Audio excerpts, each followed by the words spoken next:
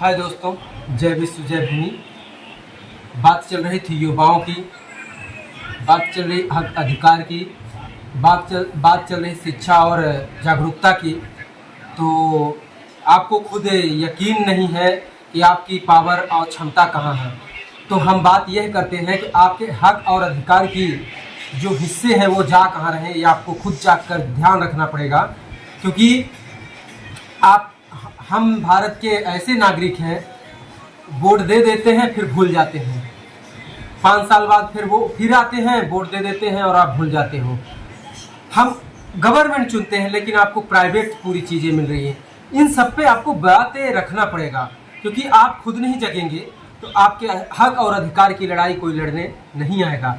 मैं तो बोलता हूँ, भारत के जितने भी पढ़े लिखे बेरोजगार युवा हैं वो राजनीति में आकर के सरकार को एक तमाचा मारे खींच के कि ये ऐसा चटाका होता है कि वो याद रखें ज़िंदगी भर, तब आपके बारे में सोचेंगे।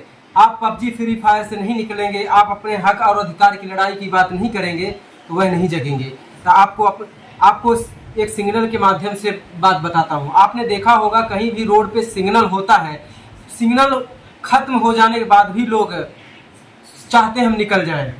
तो सरकार ऐसी होती है कि हम काम भले ना करें लेकिन सरकार हमारी बनी रहे। फिर उसी सिग्नल से मैं एक चीज़ सिखाता हूँ। आपने देखा होगा, अब सिग्नल हो गया लेकिन साइड जाने वाला भी बिना मतलब के हारन तब भी इसलिए बजाता है ताकि कोई अगल बगल वाला, क्योंकि डर बना रहता है। तो आप सिग्नल का काम करिए, एक ऐसा व्यक्तित्व क्रिएट करिए कि उसे डर बना रहना चाहिए कि भारत की युवा जगह है। अगर हम गलत मार्ग पे, गलत दिशाओं को, गलत योजनाओं को लाएंगे तो भारत की युवा उन पे अटैक करेंगे। इस चीज़ को बहुत ध्यान पे रखना पड़ेगा।